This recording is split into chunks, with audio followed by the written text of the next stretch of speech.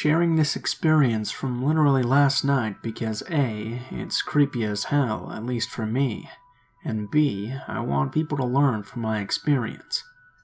This is a precautionary tale. I understand that most of this was my fault, but maybe if I can help one person by telling my story, it's worth it. I don't drink as a general rule, but once a month or so I'll go out with friends and binge a little. My friends and I had a great night at a bar in the city, and then they left. I was chatting up a cute guy, so I decided to stay. Went back to his place. Post-coitus, very unsatisfying for anyone interested, I'm ready to head home, so I call an Uber to come pick me up. I don't know where I am. I know the city I'm in, but not my exact location.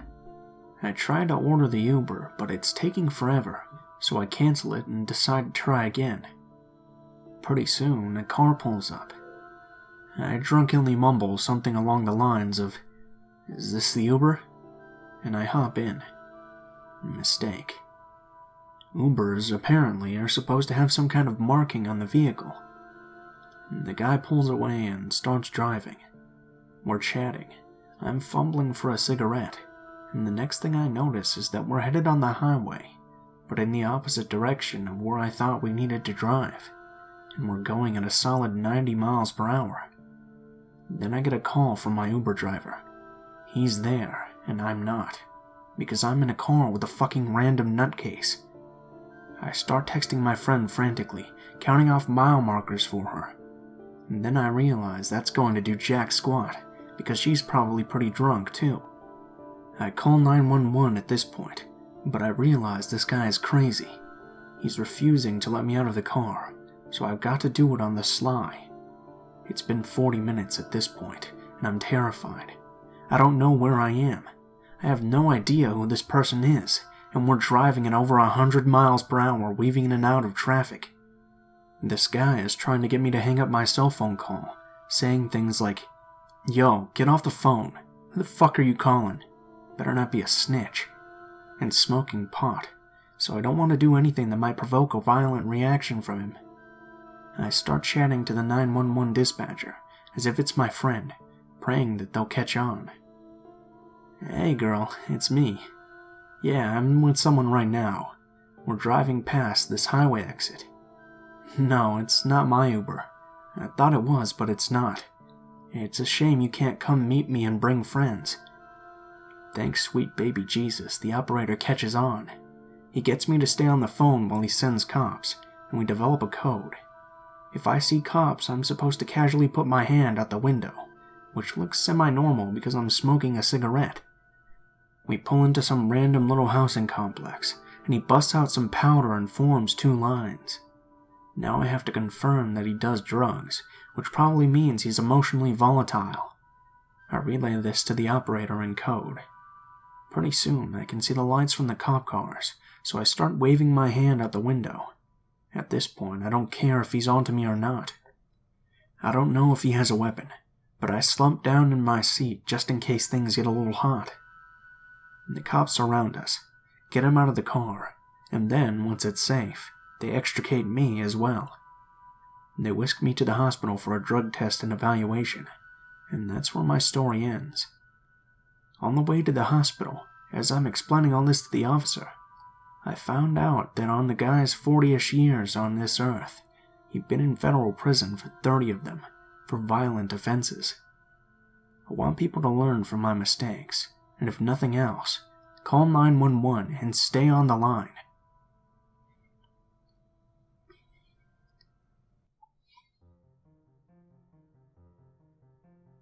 This happened about 2 months ago.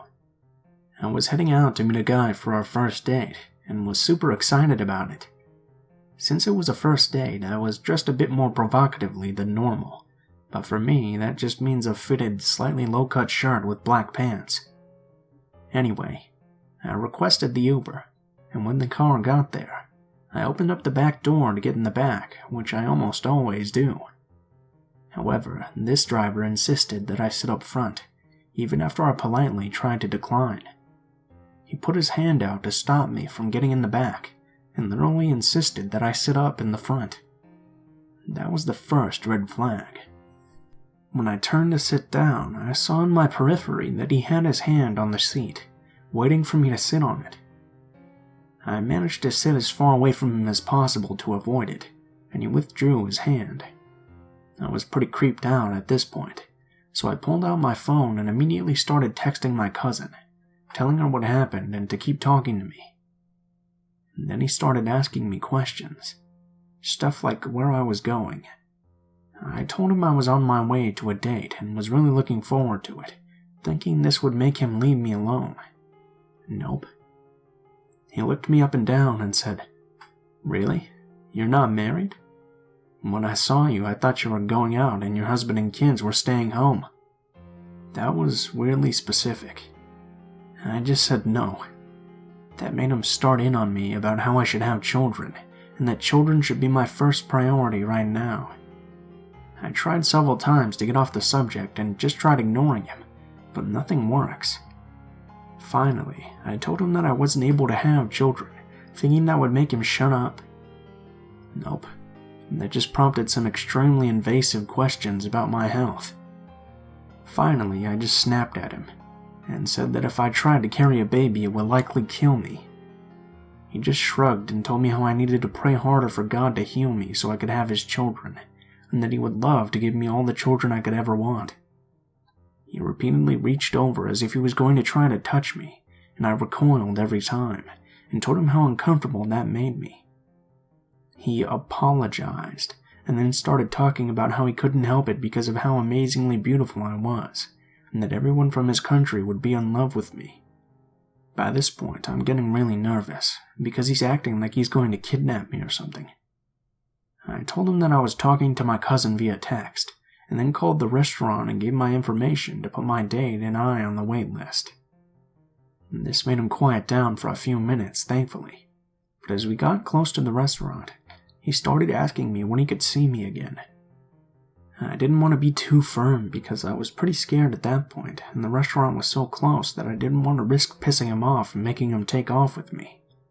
He continued to talk about how upset he was that he didn't know if he'd ever see me again, and insisted that I do something to make him feel better. Finally, we got within a block of the place, and I unlocked the door and jumped out when he stopped, telling him to leave me the hell alone. He looked furious, but when he reached out, I was already out of the car. Obviously, I contacted Uber and told them everything. He was fired within the hour. They told me that because of their privacy policy, they couldn't exactly tell me what they did to him, but that no one else would ever have to experience that from him ever again. So yeah, he was fired. Now, I'm always extremely nervous whenever I have to take an Uber, but fortunately I haven't experienced anything like that since. I did end up telling my date about it, and he gave me some interesting insight. When I told the driver I was on my way to a date, my thought was that he would back off if he knew that. According to my date and a couple of male friends, that actually just let him know that I was single. It was recommended that I say I'm married in future creepy guy scenarios of harassment, although I don't know if that would have stopped this guy either.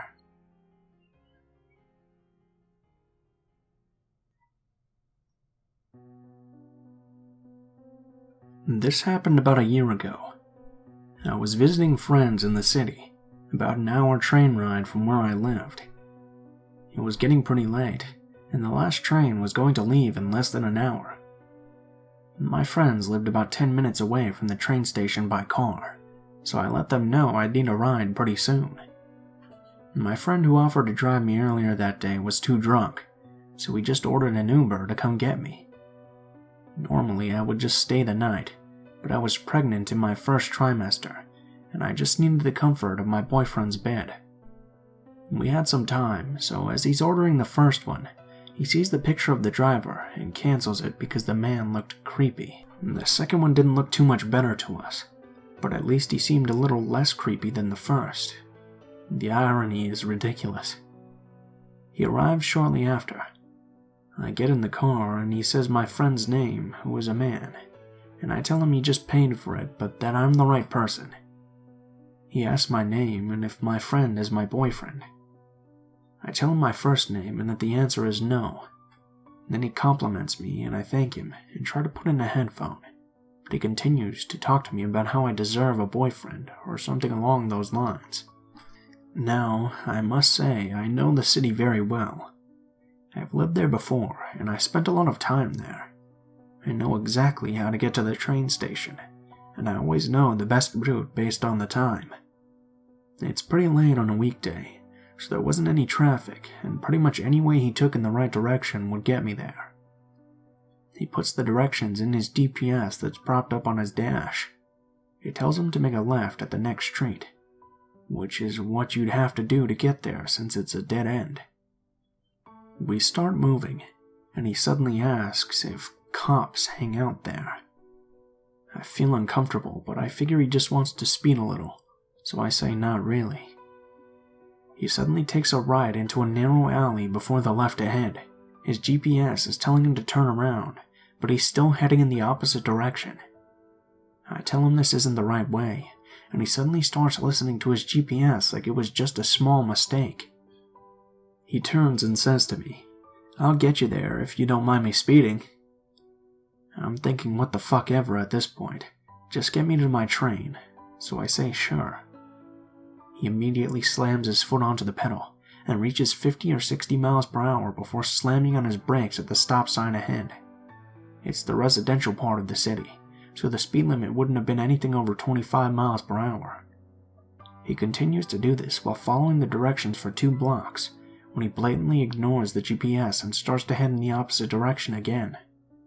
At this point, I'm fully aware he doesn't intend to take me to my train, and I'm texting my friends telling them the situation. They tell me to come back. It had been almost 10 minutes and we'd mostly just gone in circles, but I'm in desperate need of my comfort, so I try again and say, "I'm going to be late for my train, and this isn't the right way." He tells me I won't be late, even though he has no idea when it's coming. We go through a light and there's a new Camaro behind us, riding his ass because that's just how people drive around here, and he starts asking why the cops are following him. I didn't say anything, but he keeps asking me and gets louder and louder every time. I don't answer in between him mumbling to himself. Eventually the cop car turns. He calms down and I notice the time. 15 minutes passed at this point, and I wasn't even a mile away from my friend's house, and I'm definitely not going to make the train. I tell him to just take me back, but he tries to insist that I'll make my train. I was fed up and got pissy with him about the time, and told him he had to take me back. Finally, he obliged, but only after slowing down next to a bus stop where a girl was standing by herself. He probably noticed my phone buzzing and lighting up, so he finally, calmly took me back to my friend's house. My friends were standing at the door when I got out of the car, so I walked up to the door when I looked back to see him stopped in his car down the street, talking to a hooded person standing on the sidewalk. My guess is he probably thought I was a tourist. I had a giant backpack and a little bag with me from the night before, and he could take advantage of me, so I reported it to Uber and the local Uber drivers page in the city, hoping this will never happen to anyone else.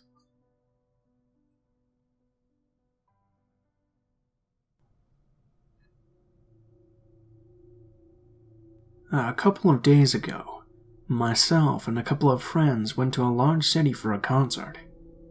We booked a hotel just a few minutes from where the concert was supposed to take place, but 2 days before the trip, it was moved to another venue across town, and there was no time to change our hotel. It was now about a 20-minute drive across town to get there in a city we were unfamiliar with.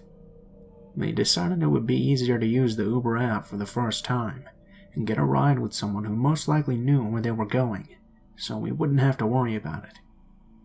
I was a little bit hesitant.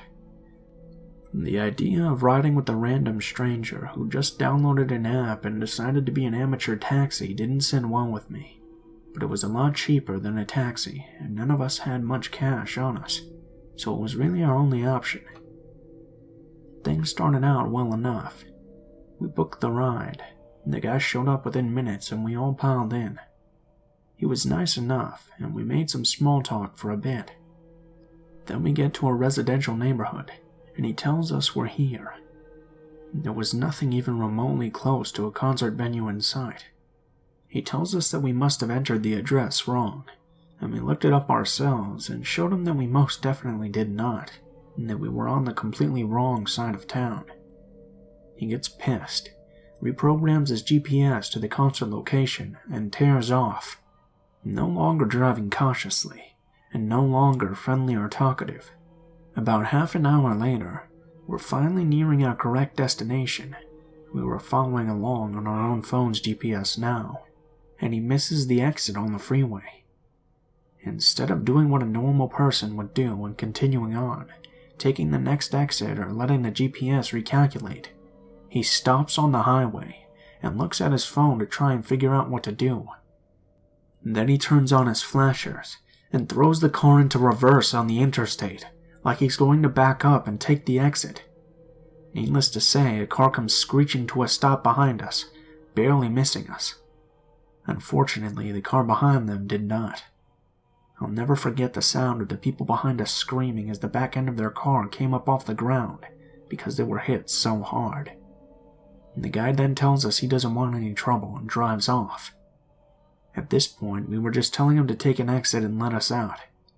When he does so, we realize we're on the correct street and about a mile away from the concert, so we go ahead and have him take us the rest of the way. We couldn't get out of the car fast enough. We all stood there dumbfounded and eventually decide we need to talk to the cops. Luckily, there was one working at the concert, so we gave him what information we could, but it wasn't much. He basically told us since the guy wasn't physically involved in the accident, even though he had caused it, that he wouldn't be in trouble for leaving the scene. My friend who ordered the ride was looking at his app to see what options they had to report the guy to Uber, and noticed that he had charged us double for all the extra driving that was entirely his fault. Pretty much ruined our evening, and our Uber experience. We were terrified to take another on the way back, but didn't have much choice. Luckily, the ride home was great.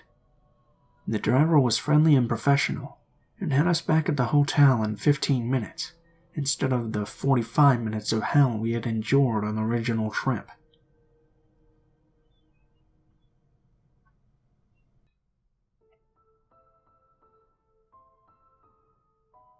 What is up, guys? Blue Spooky here, as always. I just wanted to thank you guys so much for watching, especially if you made it this far to the end of the video. If you guys enjoyed the video, please feel free to leave feedback in the comments below, as well as perhaps like, share, or subscribe if you feel so inclined. If you have a personal story that you'd like to submit, or you'd like to just send me a message, links to all of my social media will be in the description for the video below. This includes my Gmail, Twitter, and Facebook accounts. Go ahead and send me a message on any of those and I'll try to get back to you as soon as possible. If you do decide to send in a story, please be sure to include in the tagline what the theme of the story is, if it has any, the name of the story, and how you would like to be credited in the description of the video the story appears in. If you're curious at all about the music used in this video, the music is always listed in the description below, in the order which it appears. I also have links to the artists and list the tracks by name, just in case you want to find more of their work. Last but not least, if you have any criticism, please be sure to leave it in the comments below, as I'm always looking for new ways to improve the channel. Thank you guys so much for watching, and I hope you guys have a great day.